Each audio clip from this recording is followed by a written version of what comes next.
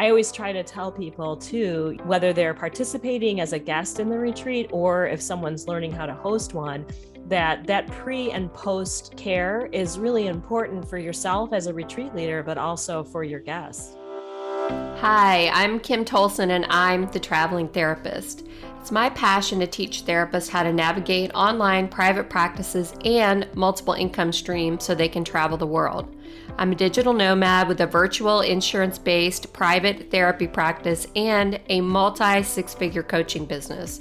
I'm obsessed with entrepreneurship and developing tools that can help therapists live an adventurous lifestyle. In this podcast, I will discuss my journey as a digital nomad.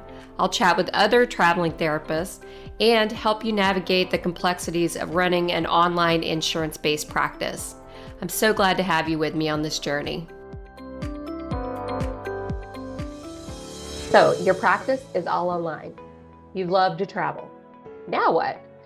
I'm so excited to announce the Traveling Therapist course waitlist is open for signups. I've put together a comprehensive course showing you how to travel the world, fund your traveling obsession, and still see your clients. In this course, you'll learn from actual traveling therapists that are already making this lifestyle a reality. This bundle course includes 20 plus trainings from therapists that are already doing it. Myself, developing multiple income streams to fund your traveling obsession, Patrick Casale, how to take 1 week off every single month, Amber Lyda, how to have an online therapy practice and travel the world. She's the expert in this. Lisa Lovelace, how to run an online group practice and work from anywhere. Janine Wolf, seeking peer support while you're on the road. Megan Gunnell, how to scale your practice up to earn more income so you can do more traveling and enjoy the places you're actually visiting. Jenny Schottmiller, business deductions while you're traveling. Cindy Gonzowski, how to manage different relationship styles while you're traveling. Jen Hyatt's talking about how to navigate time zones and stay sane. She was actually navigating, I think, 3 or 4 time zones at the same time at one point. She's an expert in this. So there's so many trainings, I can't even list them all here, but I hope you'll hop on the wait list. People that are signed up as early birds on the wait list are going to get access to prizes and bonuses. So I hope you'll hop on the list. The link is in the show notes. Welcome back, everybody, to another episode of The Traveling Therapist. Today, I have Megan Smith Gunnell with me. She's one of my business besties, and I just love her so much. So she's come in to tell us about her life as a traveling therapist and all the exciting things she does as a traveling therapist. So I'm so excited to have you, Megan. I'd love if you just tell them a little bit about yourself, and then we can get into all your awesome adventures. Oh my gosh, Kim, thank you so much for having me. It's just wonderful to be on your podcast. I just love having you as my business bestie, and you inspire me constantly to continue to travel and seek adventure in everything I do. I am a psychotherapist in Michigan. I have a solo and a group practice here. I'm also the admin of the Thriving Therapists Facebook community and the founder and director of the Thriving Well Institute. And I absolutely love combining travel and my work. And being a traveling therapist has been a lot of fun for me. Amazing. You've really been doing it for quite some time too. I love your stories and adventures that you go on. So I'd love it if you would tell the audience just what took you from being just your typical psychotherapist sitting in an office every day to a traveling therapist. If you could share a little bit about your story. Sure. Well, a long time ago, when my husband and I were first married, we lived in Munich, Germany for a little while. My sister has done a ton of international work and travel herself, and she kind of inspired us to take a year and live abroad before we really settled down. And so I think that's when the spark was lit for me and the fire started burning. And I just was so excited to explore living and working in another culture. I was a music therapist at that time, and I actually bought a guitar without a case and carried it on the train and took it into these schools and did some music therapy, like English music programs for these little preschool students, like in the foothills of the Alps. And it was truly like a scene out of The Sound of Music. It was so much fun.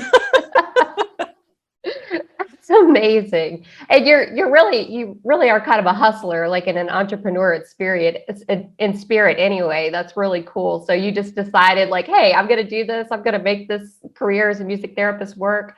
over Yep. here and I need a guitar. I'm just going to grab this one and start and just see what And I can just make make it happen. happen, and that's the thing. I think I mean, to this day, as I continue to coach therapists and building businesses and kind of, scaling their Yeah. business, I always encourage them to like look for the void and fill it. So always try to seek opportunities to fill a need. And what I knew is that I knew how to run a little music therapy program for these preschool kids.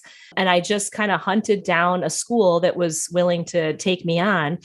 And I bought the instruments I needed and figured out how to get there. This was all like pre cell phone, like pre, Google. I mean, it was like Yeah. very early AOL days of emailing. And I managed to like, build this whole little program for international preschool students. And it was so much fun. And, then on our off days when we weren't either teaching English or doing these music programs, we would travel all over Europe. And it was just such an amazing time to be able to literally pack a backpack, go to the train station in Munich, watch all of those like tracks flip forward. It would be like track 7, Venice, like track, 5, Rome. And it was like, we literally would stand there and watch all of the things flip up, like the city names. And we were like, okay, let's hop on track 7, Venice, let's go, So that was just Wow. like so free and so wonderful. And I always recommend that people at least, have an opportunity to make a long stay when they travel abroad and, not to travel like a tourist, but to really learn the language, learn the culture. Not everyone can take a year off and do that, but it is a wonderful experience if you can even do like a semester away. It just give yourself a little longer experience, to kind of get to know another culture and another, whole set of living kind of values that really influence my life to this day. Oh, that's amazing. Yeah, I totally agree. If you can figure out a way to do it, it really is, to me at least, about being immersed in the culture, trying to stay there as long as you can, like 3 or 4 days somewhere you just really can't even start to feel like what a community and a country feels like, So if you could figure out ways to do it long term, that's amazing. Right. And then I Yeah. think honestly, from there, I continued to just, want to build more experiences. And I got really hooked in the idea after I got my, MSW degree and kind of built my private practice. I really was longing for these kind of like transformative experiences that really only happen when you are on retreat. And so I started to really, discover that I could combine, my love of travel and being in these different amazing places with, the work that I wanted to do too, in a really like big and powerful and transformative way. So that's kind of like how the whole retreat thing caught fire for me. And then that continued to grow and grow. And it started like, from a 1-day retreat to a weekend retreat and then week-long international, offerings. And it grew and grew and grew. And now I'm teaching therapists how to do that too, because it's just so powerful and such an awesome way to, build that into your offerings. It's amazing. I'm so glad you're teaching therapists how to do it, because I actually am going to Megan's upcoming retreat in Costa Rica, and I'm super excited about it, but it's been really cool to watch like the behind the scenes, like how you put everything together and Mhm. organize everything for us. And, it just seems like you thought of every single detail, which is amazing. And I think must be a huge thing for people that are planning these things, is to just have all these details figured out, and make it a very Yes. smooth experience for the people that are going to be attending the retreat. And that's been my experience so far with this one coming up. Oh, So, good. Good. I'm yes. glad to hear that. And Oh, yeah, yeah. that it takes some time to kind of, rough that out, because there is a formula that really works for, building and designing and kind of launching this retreat. And then, helping your guests feel ready for the experience and, not overwhelming them with too much information, but giving them enough so that they feel prepared. But yeah, there is kind of a recipe that works for that. And I feel grateful that over the years, I've done enough of these that I really know that formula now. And it's been really fun to teach it. And building that workshop on how to design and build and launch a retreat was a really fun thing for me to kind of give to my audience. And I have been so excited to hear that a lot of people who've taken the workshop have gone on to build and sell out successfully international retreats of their own. So I mean, I think for me, and I'm sure you feel the same way, Kim, like the goal in building the Thriving Therapist Facebook community was really to create a ripple effect. And I knew that if I could inspire a few other therapists, to learn how to build a successful, thriving practice or scale their business or build retreats, that I would be helping them serve their community, and more people would be impacted, by whatever I have to share. And I have been really humbled by that, because it's really fun to like hear how people, can do this and integrate traveling and their work. Absolutely. Yeah. So and when you do these retreats, you've also been able to figure out how to maybe go a week longer after, bring your family down, and be able to Yes. enjoy these places for longer than just maybe the week of the retreat. Exactly. So I recommend people do that, whether you go a couple days early or you want to stay later and have your family join you. There was one year that I ran 2 back-to-back retreats in Costa Rica. The first one was for women only, and the second one was co-ed. And for the second one, I had my husband fly down and meet me there. And he's a chef. And so he did some cooking classes with the group, and he took them on some of the adventures like zip lining and surf lessons. And like, it was really fun for him and really good for me, because we got to kind of tag team a little bit of the work and, spread out a little bit of the experiences throughout the week. And I didn't have to attend every single thing that he was taking the group on. So it gave me a minute to kind of rest and recharge too. And then at the end of that second week, I had my family fly down. So my parents brought my children down and my sister's family came, and we all ended up staying in the retreat house a couple days together before moving on to an Airbnb. But let me tell you, like, as a therapist who hosts retreats and builds kind of the schedule for these and all that stuff, it was really amazing to like have my mom and my children and my husband and my sister and like everybody on the yoga deck doing yoga with the retreat leader. And like, here's our iguana that comes out every day at 10 a.m. and like crosses over the field. It's like so fun to like have them see what we see. And they're eating, the lunch that was prepared, and they're going to the little excursions that we, did. And it was kind of like a mini family retreat. And it was a really powerful, loving, transformative feeling for my family too, because they got to see me kind of in action. I wasn't really running like programming for them, but they were able to kind of have a little taste of what the property is like and why I love it there.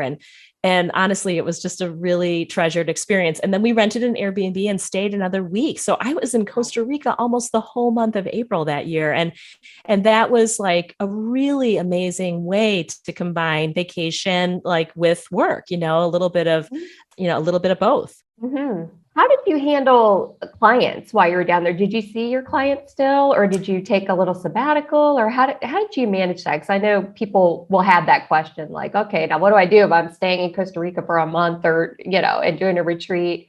What do I do about my clients? Well, this was way pre-COVID, pre-telehealth. Like this was many years ago when really none of that was being done. But honestly, now, especially with what you're helping people understand, it is possible to continue, sometimes depending on where you're traveling and what the licensing laws are and such, sometimes you're able to continue offering telehealth while you're out of the country or out of the state.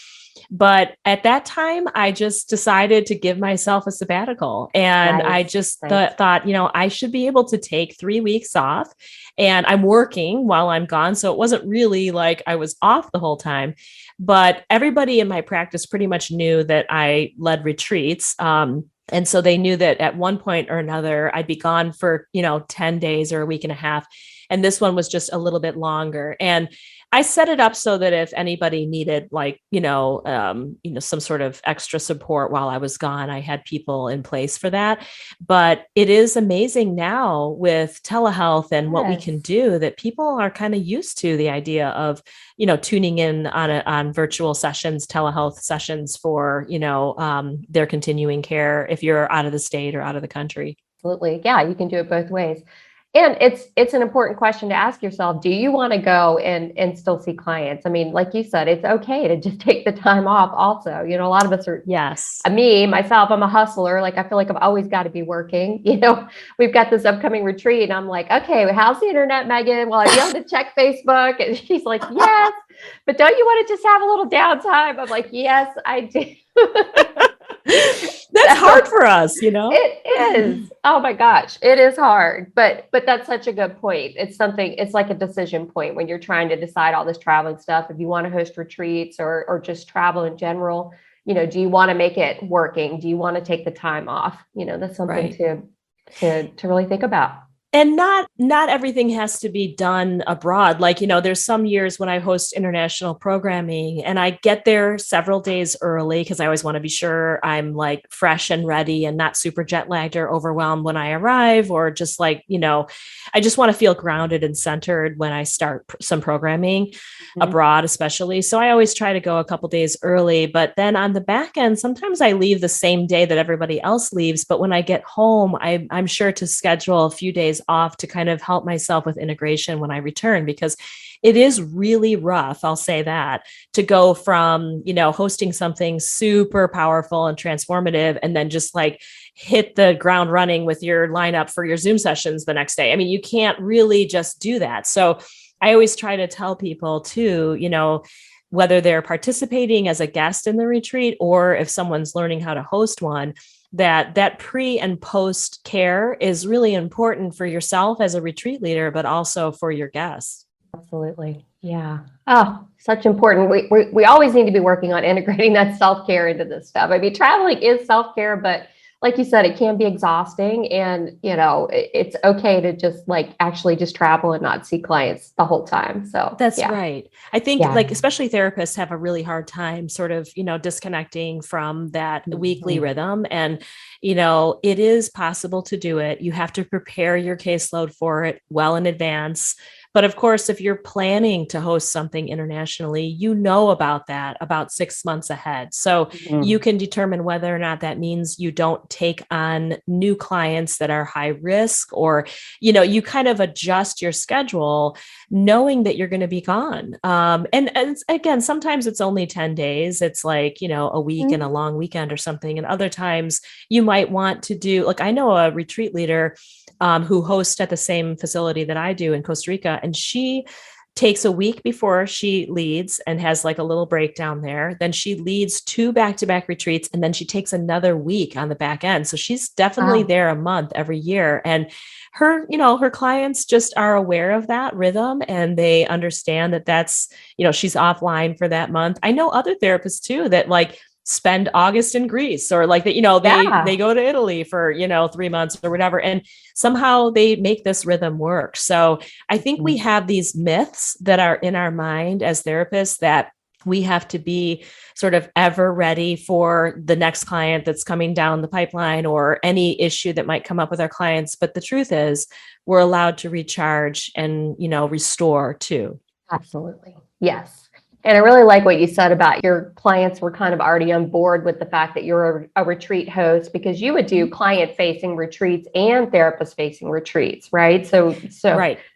So your caseload was familiar with this part of your life anyway. So it was a sort of probably a natural integration into, okay, well, I'm going on my retreat now, and it is probably pretty acceptable and fine for they were excited actually about it. And many of them would say, I want to go next year, or like, they knew that this was coming. And so they would, be able to save for it, or, be able to earmark some time off for it. So yeah, it was something that was well known in my client population. I had a newsletter that I always sent out to everybody, so they would know that was coming up. They had the chance to register for it if they wanted to, and they were very familiar with it. And any new clients that came, I would just make that known to them. Like, I just want to make you aware, you're starting with me in February, but I will be gone in April for 2 months or 2 weeks, or what feels like 2 months sometimes. And yeah, that just was fine. They would either say, I don't think I can handle that, I need to have more consistency, or they would, work with me and take that break with me. But yeah, it's amazing now with COVID and how telehealth has changed everything. And If Yeah, people did want to do like a 1 day work day and maybe stack up a bunch of clients and do little check-ins or something while they're out of town, they could do that and still have many days of rest and play and relaxation. absolutely. Yes. Oh, I love it. One day I think I'll do a retreat too. I Oh, you think have to do it.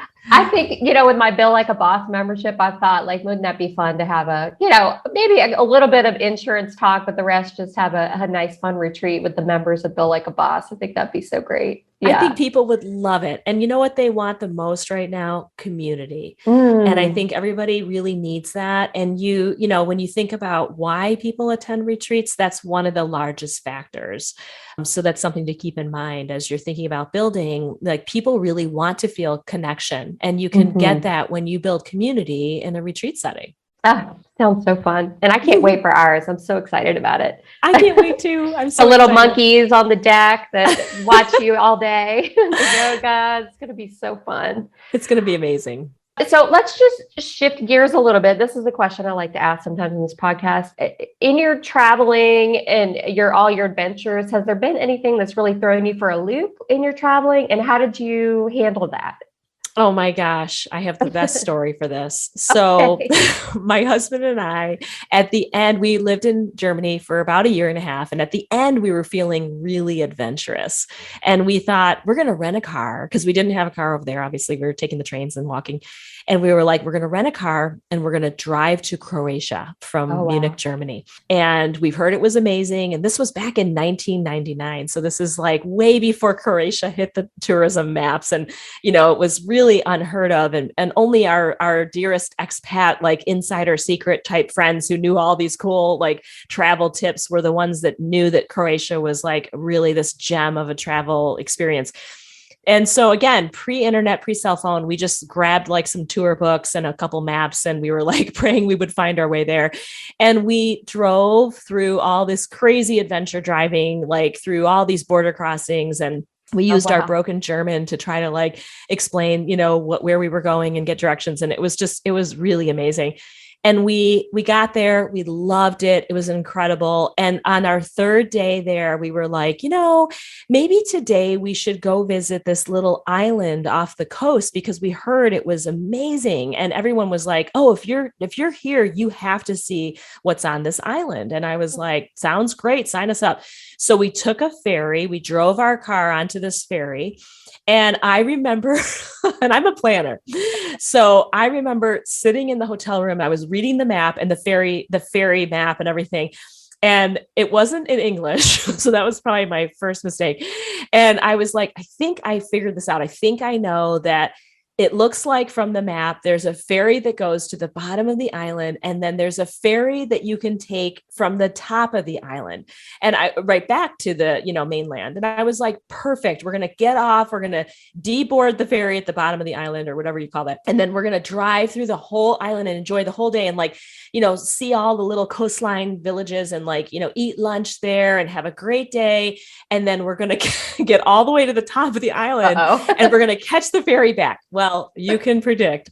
We get to the top and there's like no one working there. And we get to like this little stand and I was like, hello. I was like, and the guy was like, no ferry, no ferry. And he's like, Oh and my he's looking at gosh. his watch, like, you're never going to make it all the way back to the ferry that leaves. The last ferry leaves the island at the bottom of the island in like an hour. And he's like, you're never going to make it back.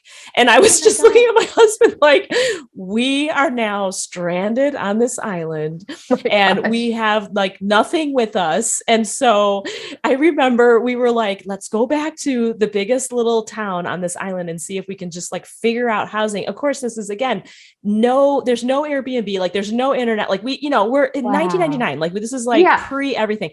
So we just walk into this tourism office and this lady was like, hello, like you guys look so lost. And we said, like, we have to find a place to stay tonight. And she was like, every hotel here is booked. Like you guys are really going to be out of luck. And I'm like, you must help us. Like we have to find a place to sleep. Oh my I'm like, we're gosh. going to be in our car.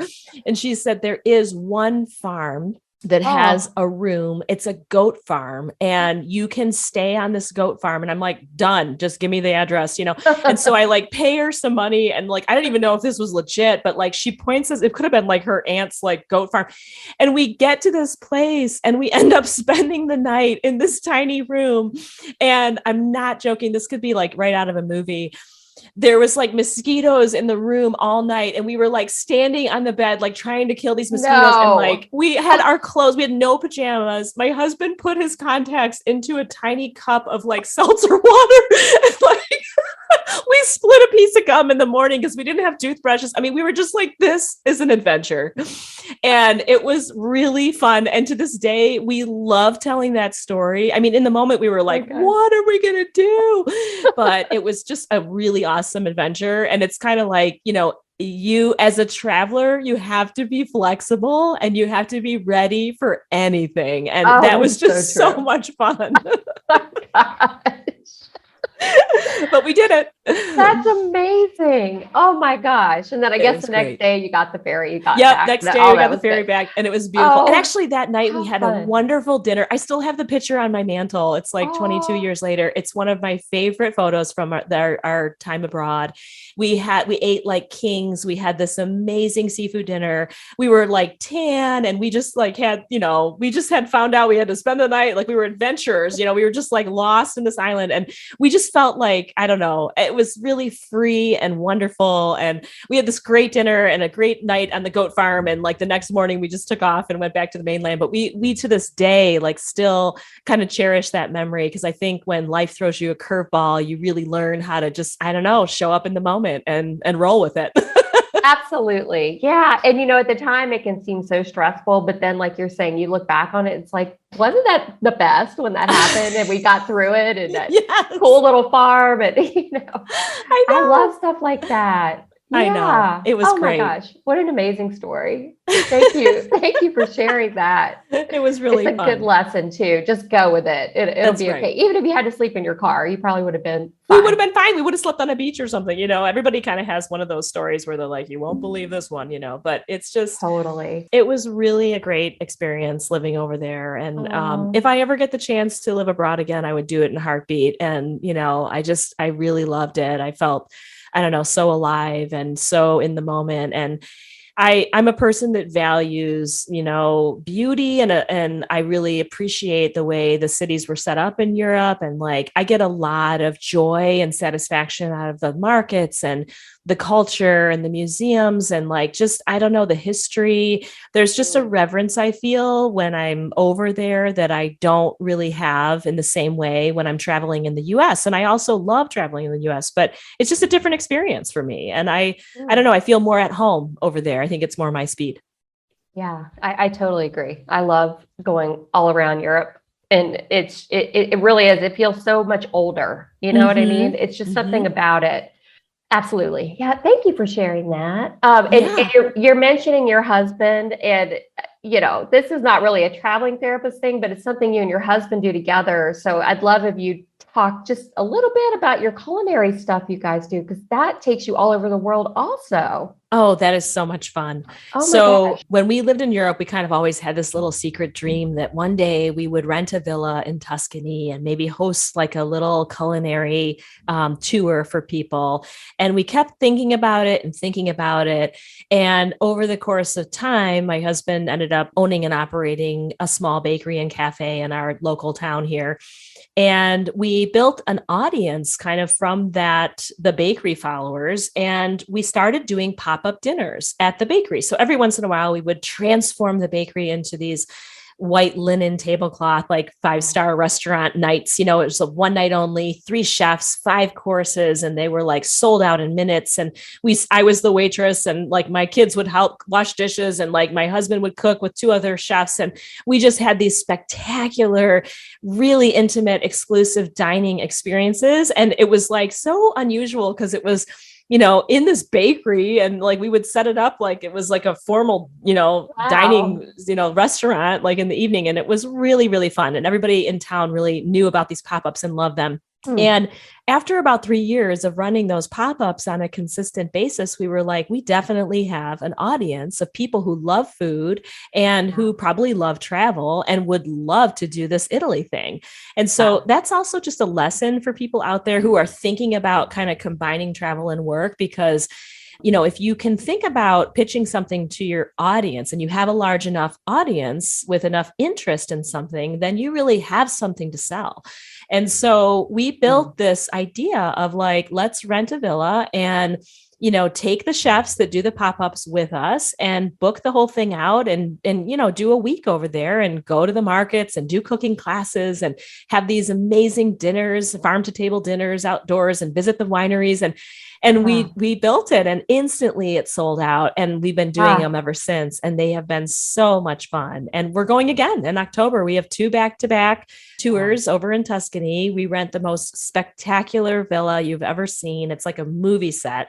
And we take 20 people. We have 10 couples, and we just absolutely love it. It's outside of Florence, close to Lucca. And we actually have a traveling therapist who signed up to join us in October. Wonderful. So that'll be really fun. Yeah. Oh my gosh. Oh, that's amazing. I love that. So I just wanted to throw that in to say, it doesn't necessarily have to be like traveling, working as a therapist. If there's other passions you have, you could also figure out ways to do sort of retreats or culinary tours or whatever around that topic as well. And, I want to encourage your listeners to also think about joining forces with someone else. So if maybe you have a friend who has they're a yoga teacher, for example, maybe you could, build an offering together and cross promote it, because it is kind of hard to think about filling your own international offering when you're doing it on your own. But if you have another co-facilitator with you or someone that specializes in something else, then it's not so scary to build it at first. Absolutely. Yes. Thank you so much for sharing that. Yeah. One other thing I'd love for you to talk about, as I said in the beginning, I love Megan. So I do everything Megan offers pretty much. Eventually, I'm going to do a culinary tour too. I'm determined to. But you have another thing coming up. It's a summit that you put together. Yes. And I was wondering if you would tell the audience about that so they can learn about it. It's in May. I'm going to that as well. Yeah. And you're a sponsor. So thank you again for your support. You're welcome. Yes. I believe in everything Megan puts together. So oh my gosh. Yeah. I appreciate your support and, friendship. It's been so great. The Thrive Summit is amazing. It's for therapists who want a combination of a retreat and an inspirational learning summit. So I have invited 8 amazing industry leaders who are going to be telling us exactly how they scaled their businesses beyond the one-on-one model of care. And I'll be also presenting and doing workshops there too, but it's going to be so great. It's out at Red Mountain Resort in Utah. I've hosted there before. I've done a couple retreats there myself, and I love the property. It's surrounded by amazing state and national parks. We go hiking with expert guides who take us on really fun hikes, and you don't have to be a big time hiker to do it. I was so worried before I went out there. I thought, oh my gosh, I should start training. But honestly, it's just like walking. You don't have to be a big time hiker, to join us on the hikes. There's also a world-class spa right on site, so you can get spa treatments, and they have beautiful amenities and great food. And it's going to be May 19th through the 22nd. So it's just a long weekend. But my whole mission for doing this was not to have a crazy jam-packed CEU conference where you're literally going from one session to the next and you get home and you're like dizzy and exhausted. I don't like that myself. I'm an introvert. I was going to say expat.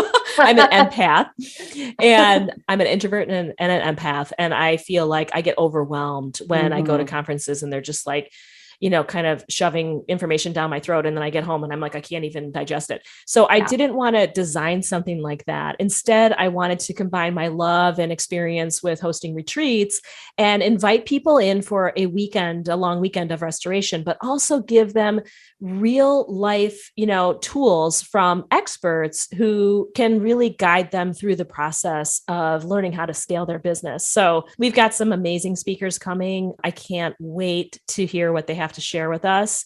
And registration's still open. So if anybody out there would like to join us and you're a therapist who's looking to thrive this year, then you can find out more at my website, thrivingwellinstitute.com. Thank you so much. And I'll put all the links in the show notes too, so people can find you wherever they want to find you. If they want to learn about retreats or about the summit or anything else, I'll put the links for them. Great. Yeah. Thank you so much, Megan. Oh, it's been my pleasure, Kim. Thanks for having me. Welcome. Thank you so much for listening to the Traveling Therapist podcast. For show notes, links, and downloads, head over to thetravelingtherapist.com, where you'll be able to learn more about my journey, the courses I've created for you, and other exciting resources to make your dreams become a reality. If you've enjoyed this episode, please share with your traveling therapist friends, subscribe to the podcast, and if you loved this episode, please leave a review.